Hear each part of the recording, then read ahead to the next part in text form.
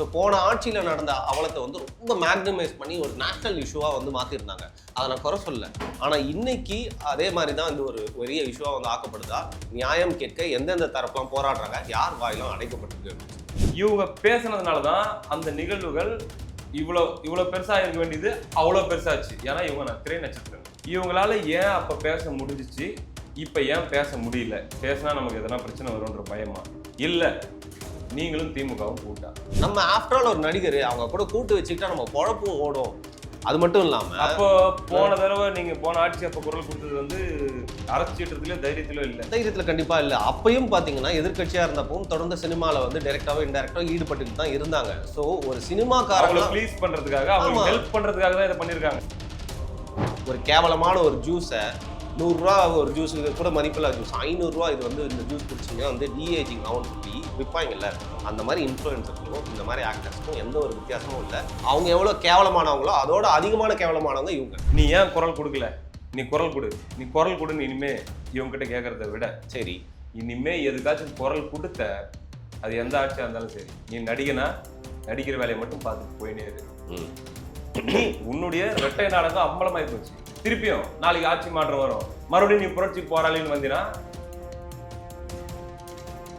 பிரகாஷ் ராஜ் ஞாபகம், அவர் பக்கத்து ஸ்டேட் அவர், ஆனால் சம்பந்தமே இல்லாமல் அடிக்கடி வந்து திமுக கூவிட்டு போற ஒரு ஆளு. அவரும் பார்த்தீங்கன்னா வந்து அந்த செல்லத்தையும் இப்போ வந்து காணும். பள்ளம் தோண்டி புதைந்தது செல்லம் அப்படிங்கிற மாதிரி இந்த மாதிரி எல்லாருமே வந்து பார்த்தீங்கன்னா ஒரு சொல்லி வச்ச மாதிரி வாயை பொத்திட்டு போறாங்க. நான் என்ன கேட்குறேன், பிரியகுமாருக்கோ வருணுக்கோ நீங்க பேசாதீங்கன்னு சொல்றதுக்கு எந்த உரிமையும் இல்லை. ஆனா பேசுனீங்கன்னா எல்லாத்த பத்தியும் பேசுங்க, இல்லைன்னா எதுவுமே பொத்திட்டு. ஸ்டாலின் அவர்களுக்கு தூக்கம் இருக்காது. திமுக இந்த ஒரு வருஷத்தை நிம்மதியாக கடக்காது.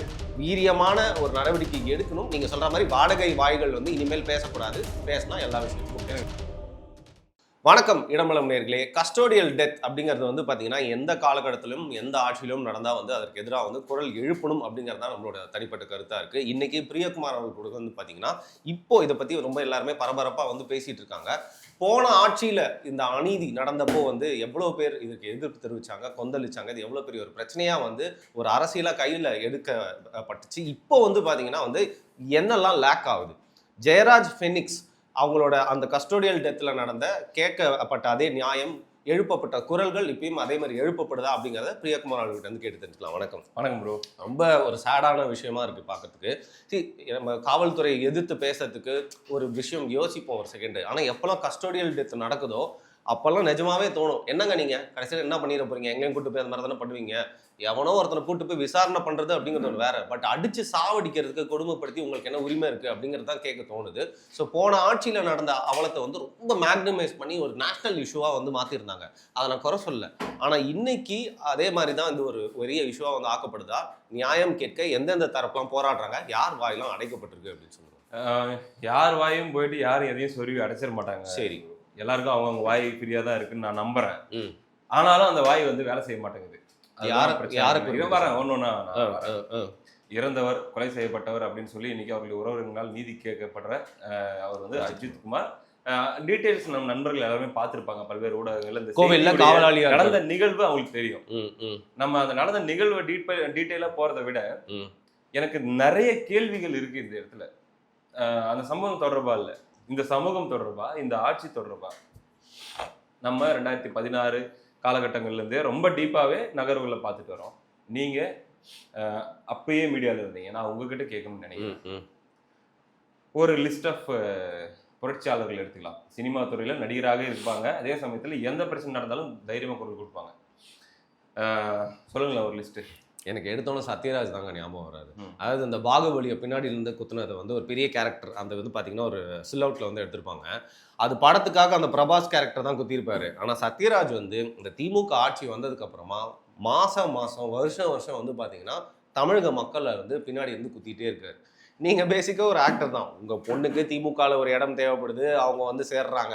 அப்படி இருக்கிறப்ப சத்யராஜ் பொண்ணு வந்து பேசுகிறதோட அவங்க பேசினாலும் பார்க்கறதுக்கு சத்யராஜ் பேசுகிற மாதிரி தான் இருக்குது. அதனால் அவங்க பொண்ணுக்கு பதில் சத்யராஜே கொஞ்சம் வாய்க்கு வாடகை கூடுற ஆளாக கூப்பிட்டு பேச வச்சா அடிக்கடி வந்து ஒரு பஞ்சு சொல்லிட்டு போவார். அப்படிங்கிறனால நீங்கள் ஒரு ஆத்திகவாதி, முருகருக்கும் உங்களுக்கும் என்ன சம்பந்தம்? ஆனா அந்த மேடையில சம்பந்தமே இல்லாம வந்து பாத்தீங்கன்னா வந்து முருகரே உங்களை தண்டிப்பாருன்னு சொல்றாங்க. ஸோ அவரோட நம்பிக்கையே அவர் எதிராக தான் பேசிட்டு போறாரு. இந்த மாதிரி நிகழ்வு நடக்கும்போது மட்டும் சத்யராஜ் மாதிரி ஆட்கள்லாம் வந்து வாயை மூடிட்டு போயிடுவாங்க. ஏன்னா அன்னைக்கு மட்டும் அவங்களுக்கு ஏதாவது ஷூட்டிங் இருக்கும், கால் ஷீட் இருந்திருக்கும், ரொம்ப பிஸியா போயிடுவாங்க. அந்த நேரத்துல வாய் திறக்க மாட்டாங்க. சூர்யாவை விடுங்க, ஏன்னா எல்லாரும் சூர்யாவை தான் கார்னர் பண்ணி பண்ணிட்டு இருக்காங்க. ஐயோ, அவர் கெட்ட நேரம் என்னன்னு தெரியல பிரியா ப்ரோ.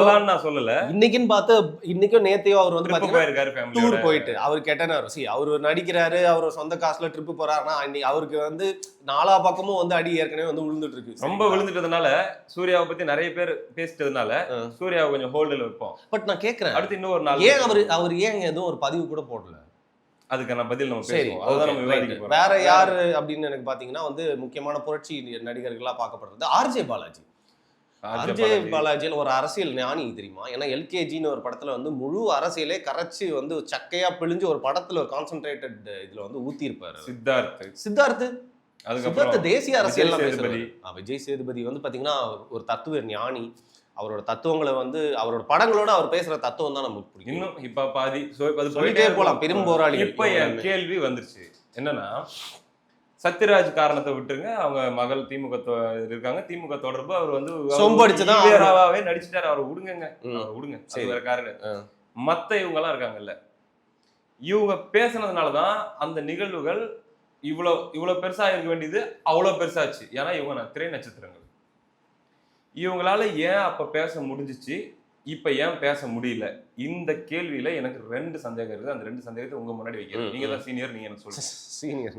ஒண்ணு, பயமா? பேசினா நமக்கு எதனா பிரச்சனை வரும்ன்ற பயமா? இல்ல நீங்களும் திமுகவும் கூட்டா? ரெண்டுமே தான். அவங்க கூட கூட்டா இருக்கிறதே அவங்க மேல இருக்க பயம்தான். ஏன்னா இவங்க எல்லாருமே இருக்கிறது இந்த தொழில் அதிகமான ஈடுபாடு காட்டி அதை அடக்கி ஆண்டு வந்து பாத்தீங்கன்னா வந்து எல்லாரையுமே அவங்க கட்டுக்குள்ள வச்சிருக்கிறது திமுக தான்.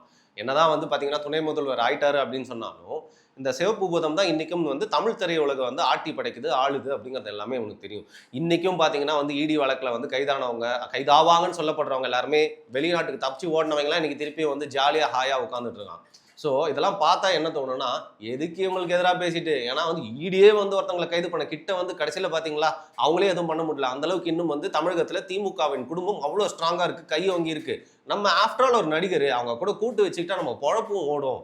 அது மட்டும் இல்லாம அப்போ போன தடவை நீங்க போன ஆட்சி அப்ப குரல் கொடுத்தது வந்து அரசியலத்திலயோ தைரியத்திலோ இல்ல. தைரியத்துல கண்டிப்பா இல்ல. அப்பயும் பாத்தீங்கன்னா எதிர்கட்சியா இருந்தப்பவும் தொடர்ந்து சினிமால வந்து டைரக்டாவோ இன்டைரக்டோ ஈடுபட்டுக்கிட்டு தான் இருந்தாங்க. சோ ஒரு சினிமாக்காரங்களை ப்ளீஸ் பண்றதுக்காக, அவங்க ஹெல்ப் பண்றதுக்காக தான் இதை பண்ணிருக்காங்க. நான் ரொம்ப ஓப்பனா பேசுறேன். திமுக அதிமுக 2 கட்சியிலயும் வந்து பாத்தீங்கன்னா நீங்க அதிமுகவுக்கு சொம்படிச்சா, அதிமுக நல்ல கட்சி, அவங்கள வந்து புனிதப்படுத்தினா வரல. அதிமுகவுக்கு சொம்படிச்சா உங்களுக்கு சினிமா துறையில உங்களோட வியாபாரத்துக்கு எந்த விதத்திலும் ஹெல்ப் பண்ண மாட்டாங்க. ஏன்னா அவங்க ஒரு அரசியல் கட்சியா மட்டும் அவங்களோட வேலையை பாட்டு போயிட்டே இருப்பாங்க. பட் திமுக தான் வந்து பாத்தீங்கன்னா ஒரு நாய் மாதிரி, அதாவது ஒரு உதாரணத்துக்காக சொல்றேன், நாய் வாய் வைக்கிறதுன்னு சொல்லுவாங்க எல்லாத்துலயுமே. அதே மாதிரி வந்து பாத்தீங்கன்னா எல்லா இடத்துலயும் அவங்களோட ததம் பதிக்கணும் அப்படிங்கிற மாதிரி வந்து பாத்தீங்கன்னா அவங்க அரசியல்ல இருப்பாங்க, அவங்க குடும்பத்துல இருப்பாங்க, சினிமால இருப்பாங்க, இன்டைரக்டா ரியல் எஸ்டேட்ல இருப்பாங்க, கட்டுமான நிறுவனத்துல இருப்பாங்க, மீடியால இருப்பாங்க, என்னென்னத்துலயும் இருப்பாங்க. அவங்க ஒரு சோஷியல் ஒர்க் பண்றாங்களா அந்த மாதிரி ஒரு இடத்துலயும் இருப்பாங்க. யூடியூப் அவங்க ஆளுங்களை வந்து ஃபுல்லா பாத்தீங்கன்னா களம் இறக்கி விட்டுருப்பாங்க. இப்படி பல இடங்கள்ல இருக்க திமுக வந்து எல்லா இடத்துலையும் குறிப்பா மீடியாவை கண்ட்ரோல் பண்ணணும் அப்படின்னு நினைக்கிறப்போ இந்த மாதிரி வாடகை வாய்களை, அதாவது இன்ஸ்டாகிராம் இன்ஃப்ளூயன்சஸ் இருக்கான் தெரியுமா, ஒரு கேவலமான ஒரு ஜூஸை 100 ரூபா ஒரு ஜூஸுக்கு கூட மதிப்பில்லா ஜூஸ் 500 ரூபா, இது வந்து இந்த ஜூஸ் குடிச்சிங்க வந்து டிஏஜிங் ஆகும்னு சொல்லி விற்பாங்கல்ல, அந்த மாதிரி இன்ஃப்ளூயன்சர்களுக்கும் இந்த மாதிரி ஆக்டர்ஸ்க்கும் எந்த ஒரு வித்தியாசமும் இல்லை. அவங்க எவ்வளோ கேவலமானவங்களோ அதோட அதிகமான கேவலமானவங்க இவங்க. நான் இதை வேற ஒரு ஆங்கிள் பார்க்கலாம். சொல்லுங்க. நீ ஏன் குரல் கொடுக்கல? நீ குரல் கொடுன்னு இனிமே இவங்க கிட்ட கேட்கறத விட, சரி இனிமே எதுக்காச்சும் குரல் கொடுத்த, அது எந்த ஆட்சியா இருந்தாலும் சரி, நீ நடிகனா நடிக்கிற வேலையை மட்டும் பார்த்துட்டு போயினே இரு. நீ உன்னுடைய இரட்டை நாடகம் அம்பலமாயி போச்சு. திருப்பியும் நாளைக்கு ஆட்சி மாற்றம் வரும், மறுபடியும் நீ புரட்சி போராளின்னு வந்தினா நல்லா இருக்காது. அவன் வந்தானா அப்படிங்கிற மீன் பார்த்துருப்பீங்க. அதே மாதிரி வருவான், வாருனா சொல்லோ நீ வருவே அப்படிங்கிற மாதிரி. ஒருவேளை ஆட்சி மாற்றம் ஏற்பட்டா இவங்களோட வாய்கள் வந்து திருப்பியும் திறக்கும். நாங்க நடிகருங்க, எங்க வேலை நடிக்கிறதுங்க, அதுக்கு நாங்க உண்மையா இருந்துட்டு போறோங்க, மற்ற நேரத்துல வந்து எங்கிட்ட கருத்து கேட்காதீங்க, ஓட்டு யாருக்கு போட்டீங்களோ அவங்க கிட்ட போய் கேட்டுக்காங்கன்னு சொல்லிட்டு போயிட்டே இரு. கிச்சா சுதீப்புக்கிட்ட இப்ப வந்து கமல்ஹாசன் இஷ்யூ பத்தி கேள்வி கேட்கறாங்க கர்நாடக மீடியா. அந்த மனுஷன் சொன்னது என்ன தெரியுமா, எங்களுக்கு நாங்க சினிமால இருக்கிறோம், நாங்க எல்லாரும் எங்க பிசினஸ் எங்க சர்வைவல் எல்லாம் பாக்குறோம், நாங்க டாக்ஸ் பே பண்றோம், எங்க ரோல் இவ்வளவுதான், ஓட்டு யாருக்கு போட்டீங்களோ அவங்க கிட்ட போய் கேளுங்க. இந்த மாதிரி இந்த புரட்சியாளர்களும் இனிமே வந்து சாத்திக்கிட்டு நிரந்தரமா இருந்துக்காங்க, போதும், அதிகபட்ச உதவி. நல்ல வேலைங்க, நீங்க கிச்சா சுதீப் ஞாபகப்படுத்தணும். பிரகாஷ் ராஜ் ஞாபகம் வருது. அவர் பக்கத்து ஸ்டேட் அவரு, ஆனா சம்பந்தமே இல்லாம அடிக்கடி வந்து திமுக கூவிட்டு போற ஒரு ஆளு. அவரும் பாத்தீங்கன்னா வந்து அந்த செல்லத்தையும் இப்ப வந்து காணும். பள்ளம் தோண்டி புதைந்தது செல்லம் அப்படிங்கிற மாதிரி இந்த மாதிரி எல்லாருமே வந்து பாத்தீங்கன்னா ஒரு சொல்லி வச்ச மாதிரி வாயை பொத்திட்டு போறாங்க. நான் என்ன கேட்கிறேன், பிரியகுமாருக்கோ வருணுக்கோ நீங்க பேசாதீங்கன்னு சொல்றதுக்கு எந்த உரிமையும் இல்லை. ஆனா பேசுனீங்கன்னா எல்லாத்த பத்தியும் பேசுங்க, இல்லைன்னா எதுவுமே பொத்திட்டு உங்க வேலையை பாருங்க. ஆக்டர், என்டர்டெய்னர், வாட் எவர், அதை மட்டும் பண்ணிட்டு அப்படி போயிரு, சம்பாரி, நல்லா இரு, போயிரு. அப்பப்போ டைமுக்கு ஏற்ற மாதிரி மாறி மாறி பர்ஃபார்மன்ஸ் பண்ணும்போது அது எரிச்சல் வருது. இன்னைக்கு இப்படி ஒரு ஹேட்ரடை சொசைட்டில இருந்து மக்கள் கிட்ட இருந்து இந்த நடிகர்கள் சம்பாரிச்சு வச்சிருக்கிறதுக்கான காரணம், சூர்யா அவர்கள் தனிப்பட்ட ஹேட்ரடை சம்பாரிச்சு வச்சிருக்காருங்க. இந்த மாதிரியான ஆட்கள் சம்பாரிச்சு வச்சிருக்காங்க. ஒரே காரணம், நீ இதோட சேர்ந்து அரசியல கலந்தது. எனக்கு கரெக்டாக நீங்கள் சொன்னோன்னு இப்போ ஞாபகம் வந்துச்சு. ஜெய்பீம் அப்படிங்கிற படம், அதில் தவறான ஒரு சமூகத்தை வந்து பார்த்தீங்கன்னா அந்த கேஸ்க்கு சம்பந்தமே இல்லாதவங்களை வந்து கேலண்டரில் அவங்களோட சிம்பிள் போட்டு சித்தரிச்சது அப்படிங்கிறது மட்டும் இல்லாமல், ஜெய்பீம் படத்தோட கதை வந்து என்ன மாதிரியான ஒரு கதைன்னு உங்களுக்கு வந்து ஞாபகம் இருக்கா? Custodial death. இப்போ கூட வந்து இவர் வந்து பதில் சொல்ல மாட்டாரா? அந்த டேரக்டர் இருந்தானே ஞானவேல், அவரும் வந்து இதை பற்றி வந்து பேசலை. ஏன் இப்போ கமலஹாசன் நம்ம பேசிட்டு இருக்க வரைக்கும் நம்ம பார்த்த எந்த ஒரு போஸ்டோ இல்லை, அதை பற்றி எந்த ஒரு கருத்தும் இல்லை. எனக்கு ஒரு கேரக்டர் ஞாபகம் வருது. நக்கீரன் கோபால் எதனா பேசினாரா? ஐயோ, அவருக்கு கொந்தளிச்சிருவாரு. ஜெயராஜ் விஷயம் நடந்தப்ப அந்த எக்ஸ்க்ளூசிவ் வீடியோஸ், அந்த போஸ்ட்மார்ட்டம் ரூம்ல இருக்கக்கூடிய வீடியோஸ்ல இருந்து, ஹாஸ்பிடல் ரூம்குள்ள இருந்த வீடியோஸ்ல இருந்து, எந்தெந்த நான் பாத்திருக்கேன், அந்த வீடியோ நான் பாத்திருக்கேன், டீகோடிங் பண்ணி அந்த எமோஷனோட அந்த நாய்ங்க இப்படி பண்ணி இருக்கிறானுங்கன்னா அது பாருங்க, நெஞ்சமெல்லாம் பதறுது. அவருடைய நரேஷனே வேற மாதிரி இருக்கும். இல்ல, நம்ம அப்படி சொல்றப்போ ஜெயராஜோட பெனிக்ஸோட மரணத்தை வந்து ரொம்ப ஒரு சாதாரண ஒரு விஷயமா பார்க்கல. அதே ஒரு வீரியமா தான் இதை பார்க்கணும்னு சொல்றோம். ஜெயராஜ் பெனிக்ஸ் கொடுமை நடந்த போது நான் குரல் கொடுத்தேன், எனக்கு இன்னைக்கு இந்த இது குரல் கொடுக்கறதுக்கு தகுதி இருக்கு, உரிமை இருக்குது. இப்ப நான் கேக்குறது அதே இன்டென்சிட்டியோட, சும்மா லைட்டா கவர் பண்ணிட்டு போறத பத்தி நான் சொல்லல. டீமை இறக்குவியா, எக்ஸ்க்ளூசிவா உன் டீமை இறக்கி, புலனாய்வு தானே நீங்க இறக்கி, அந்த ஸ்டேஷனுக்குள்ள என்ன நடந்துச்சு, ஸ்டேஷனை சுத்தி என்ன நடந்துச்சு, அங்க இருக்கக்கூடிய எவிடன்சஸ் என்னென்ன, யார் இதை தூண்டி விட்டா, எல்லாத்தையும் எடுத்து இதுக்கு பின் என்ன காரணத்துக்காக இது நடந்துச்சு அப்படின்னு சொல்லி நக்கீரன் புலனாய்வில் இறங்கி எடுத்து கொடுப்பாங்களா? சமூகம் வரைக்கும் சொல்லியிருந்தாரு அவர். இந்த ஜெயராஜ் பெனிக்ஸ் வழக்குல வந்து இந்த மாதிரி நடந்திருக்கலான்ற அளவுக்கு கூட கேள்வி எழுப்பாருக்கு. நான் என்ன சொல்றேன், அவரால் முடியும், புலனாய்வு செஞ்சு அவரே நின்று 20 நிமிஷம் வீடியோவை நம்ம அதை நேர்ல நின்று பார்த்து, ஐயோ இப்படி ஒரு விஷயம் நடந்துச்சேன்னு பதபதிக்கும் விதமா அவரால் பேச முடியும். பண்ணுவாரா? நீ எல்லாம் ஒரு பத்திரிக்கைக்காரனா அப்படிங்கிற ஒரு கேள்வி எல்லாருமே வந்து கேட்கணும். அப்படிங்கிறதுக்காக தான் நம்ம இந்த விஷயத்தை எடுத்து கொடுக்குறோம். சரி, நம்ம ஒருத்தர் வந்து அரசியலுக்கு வரமாட்டேன்னு விட்டுட்டு போயிட்டாரு, இருந்தாலும் நம்ம மக்களுக்கு வந்து உணர வைக்க வேண்டிய இருக்கு. இப்படி ஒரு போஸ்ட் கொடுத்துட்டு விடவே கூடாது அப்படின்னு சொல்லிட்டு அப்போ ஒருத்தர் வந்து பேசியிருக்காரு. ரஜினி இன்னைக்கு அவர் வந்து அரசியலுக்கு வரலன்னு விட்டுட்டார். ஆனா நான் என்ன சொல்றேன், நீங்க இன்னைக்கு வந்து பேச வேணாம்னு முடிவு பண்ணிட்டீங்க, சன் பிக்சர்ஸ்ல படம் வச்சுட்டு இருக்கீங்க, ஓகே நீங்க போங்க. ஆனா அதே நிலைமை தான் நாளைக்கு எல்லா செலிபிரிட்டிஸ்க்கும் வரும். நீங்க ஒரு காலகட்டத்தில் வந்து பேசுனீங்க, நான் நம்புறேன், ஆட்சி மாறினாலும் ரஜினிகாந்த் வாய் திறக்க மாட்டார். அவ்வளவுதான் அவர் முடிவு பண்ண, இப்படி இருந்துட்டு போயிருன்ற நான். ஆனா அவரை நம்ம கேட்கறதோட கமலை தான் கேள்வி கேட்கணும். நீ தானே இன்னும் அரசியல் இருக்க அப்படின்னு சொல்லிட்டு இருக்கு. நீங்க மட்டும்தான், நீங்க தான் இன்னைக்கும் சமூகம் சார்ந்து நிறைய விஷயங்களை பத்தி பேசுறீங்க, போஸ்ட் போடுறீங்க, அரசியல் பேசிட்டே இருக்கீங்க, எம்பியா போயிட்டு உட்கார போறீங்க, தொடர்ந்து திமுக கூட வந்து பயணிச்சுட்டு இருக்கீங்க. இருந்தாலும் நீங்க வந்து உங்களால வந்து அட்லீஸ்ட் ஒரு தோழமை சுட்டுதல் லெவலுக்கு கூட இதை பத்தி வந்து பேச முடியுமான்ற ஒரு கேள்வி வந்து எழும்புது. அண்ணா திமுக ஐடிவிங் 25வது லாக்அப் டெத் இந்த ஆட்சியில, இது 25வதுன்னு சொல்லி 2021 திமுக ஆட்சி வந்ததிலிருந்து இன்று வரை நடந்த லாக்அப் மரணங்கள், பெயர், தேதி, வயது, எந்த ஊர் அப்படின்னு பட்டியல் வெளியிட்டிருக்காங்க. பட்டியல் வெளியிட்டு இப்போ அவங்க ஃபுல் டேட்டாவும் ப்ளஸ் அந்த சம்பவம் நடந்த இடத்துக்கு போயிட்டு இப்போ அவங்க தர்ணா பண்ணி அங்கே இடத்துல வந்து ஒரு பெரிய பிரச்சனை பண்ணிட்டு இருக்கிறாங்க. இது நீங்கள் எப்படி பார்க்குறீங்க? இல்லைங்க, இப்போ நான் ரொம்ப இது வந்து நீங்கள் எப்படி எடுத்துப்பீங்கன்னு தெரில, இல்லை பார்வையாளர்கள் எப்படி பார்ப்பாங்கன்னு தெரில. தூத்துக்குடி துப்பாக்கி சூடு, ஜெயராஜ் பெனிக்ஸ் மரணம், இது 2 விஷயமும் கையாளப்பட்டது வந்து அந்த ஆட்சியில் எடப்பாடி பழனிசாமி அவர்கள் செஞ்சதை வந்து இன்னைக்கு வரைக்கும் நம்ம விமர்சிக்கிறோம், கேள்வி கேட்குறோம். தவறு அது என்னைக்குமே மாற போகிறது இல்லை. ஆனால் அவங்க வந்து அப்படி இருக்காங்கன்னா இவங்க அதோட ட்ரிபிள் மடங்கு இருக்காங்களே ப்ரோ.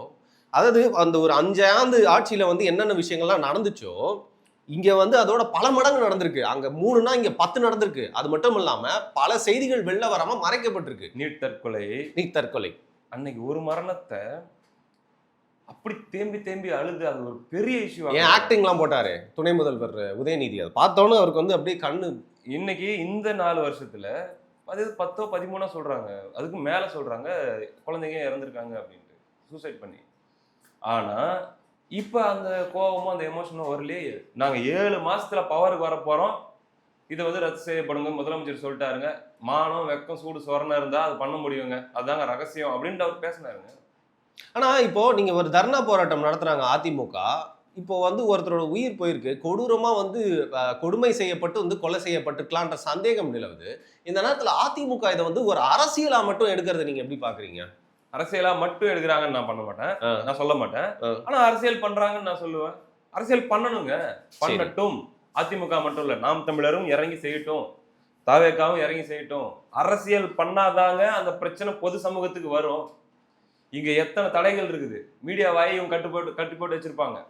அதிகபட்சம் ஒரு நாள் இதை விவாதிச்சுட்டு அப்படியே தள்ளிருங்க, அடுத்து வேற ஏதாச்சும் நாங்களா ஒன்று கொடுக்குறோம், திடீர்னு மோடிக்கு எங்களுக்கு எதனா ஒன்று இழுத்து விட்டு அதை வேணா பண்ணி விடுறோம், அதுக்கு அடுத்து அதை பத்தி டிஸ்கஸ் பண்ண. பாவப்பட்ட நடிகர் ஒருத்தர் இருப்பான், அவன் மட்டும் தான் போதைப் பொருள் யூஸ் பண்ணி அவனை தூக்கி உள்ள போட்டு பண்ணு.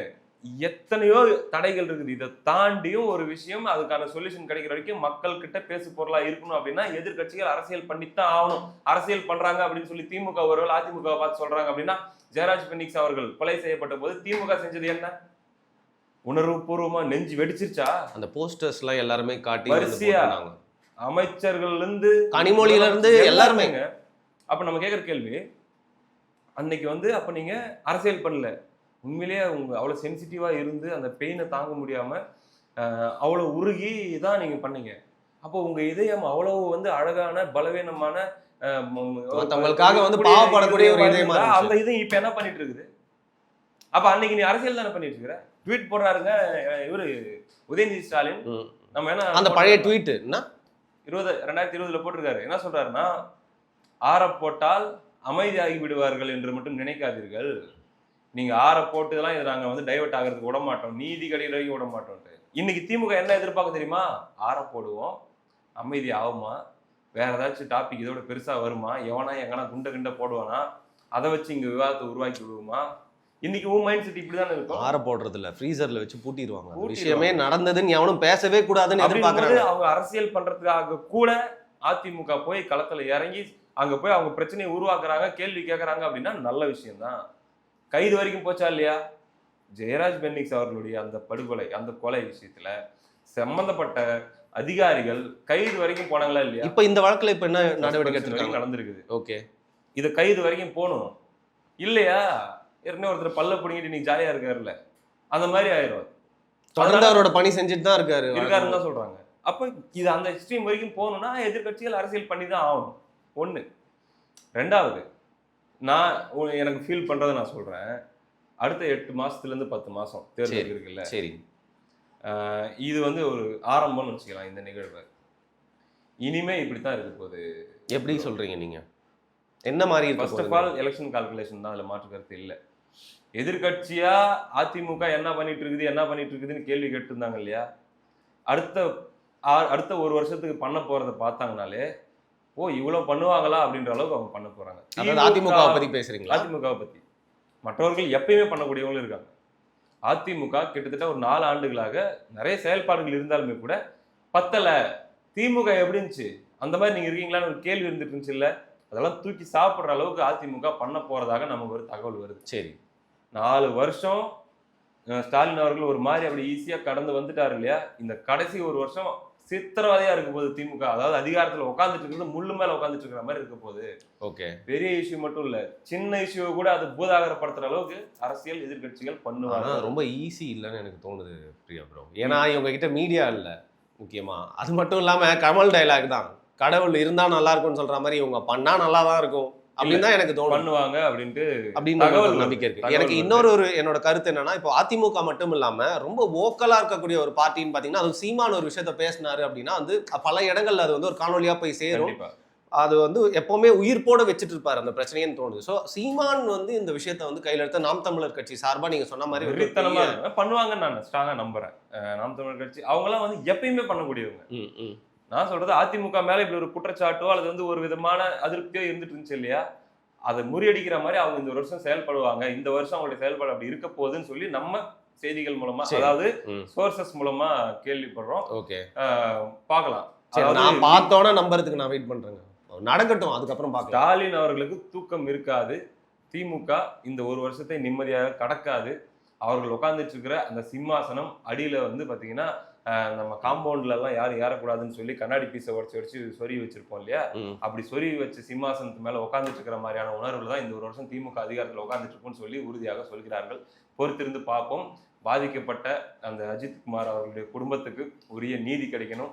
அதே போல அது சம்பந்தப்பட்ட யாரா இருந்தாலும் காவலர்கள் தண்டிக்கப்படும், கடுமையான தண்டனை, துறை சார்ந்த நடவடிக்கை இல்ல, சட்ட ரீதியான நடவடிக்கை எடுக்கப்படணும் அப்படின்றது நம்ம கோரிக்கை. கடைசியா வந்து எனக்கு பாக்குறப்ப வந்து ஜெயராஜ் பெனிக்ஸ் இதுல என்னன்னா கஷ்டமா இருந்துச்சுன்னா, அந்த தங்கச்சியும் அம்மாவும் வந்து எங்க வீட்டுல எங்களோட இதுவே அழிஞ்சு போச்சு அந்த ஃபேமிலியே.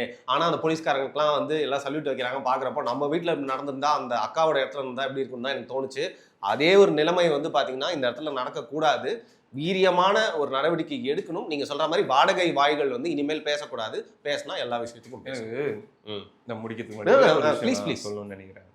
அந்த வீடியோவை நம்ம பார்த்தோம், ஜெயராஜ் பென்னிக்ஸ் அவர்கள் அந்த இமேஜஸை பார்த்தோம், அந்த காயங்களை பார்த்தோம். நம்ம அவ்வளோ அது நம்மளை பாதிச்சிச்சு. இந்த 25 மரணங்கள் நம்ம லிஸ்ட் சொல்றாங்க இல்லையா, இது எதுலயும் அந்த காயத்தையோ அந்த அந்த அந்த கோரத்தை நம்ம கண்ணால பார்க்க, நம்ம கண்ணில் பட்ட பிகாஸ் நம்ம கண்ணால பார்க்கலன்றதுக்காக எல்லாமே ஒண்ணுதானங்க. வலி, துடிப்பு, அந்த உயிர் பிரியும் நேரத்தில் அந்த தவிப்பு, அந்த காயங்கள், அவனுக்கு இருந்த அந்த அந்த மர்மமான அந்த பீதி, குற்றம் செஞ்சாரா இல்லையா, அது ரெண்டாவது பட்சம் அந்த ஹவர்ஸ், அந்த அந்த ஒரு நைட் எப்படி அதெல்லாமே எல்லாமே நடந்தது தானே, நம்ம கண்ணில் பார்க்கல. அதனால நம்ம பார்க்கலன்ற ஒரே காரணத்துக்காக அதோட இன்டென்சிட்டி அதிகம், இதோட இன்டென்சிட்டி குறைவுன்னு மட்டும் நம்ம எடுத்துக்க கூடாது. அதுக்கு அப்பாற்பட்டு சிந்திச்சோம்னா இந்த மாதிரி விஷயத்துக்கு எவ்வளவு தூரம் அழுத்தமா குரல் கொடுக்கணும்னு சொல்லி மக்களுக்கும் புரியும். நிச்சயமா எந்த எதிர்கட்சியா இருந்தாலும் ஆளுங்கட்சி செய்யற அக்கிரமங்களை வந்து கேள்வி கேட்கணும், அதை அரசியலாக்கணும், அதை வந்து உயிர்ப்போட வச்சிருக்கணும். நீங்க சொன்ன மாதிரி அதிமுக என்ன பண்ண போறாங்க அப்படிங்கறத பார்க்கலாம். எதிர்கட்சிகள் எல்லாருமே சேர்ந்து இந்த பிரச்சனையை எப்படி அணுகுறாங்கன்னு பார்க்கலாம். மிக்க நன்றி. நன்றி.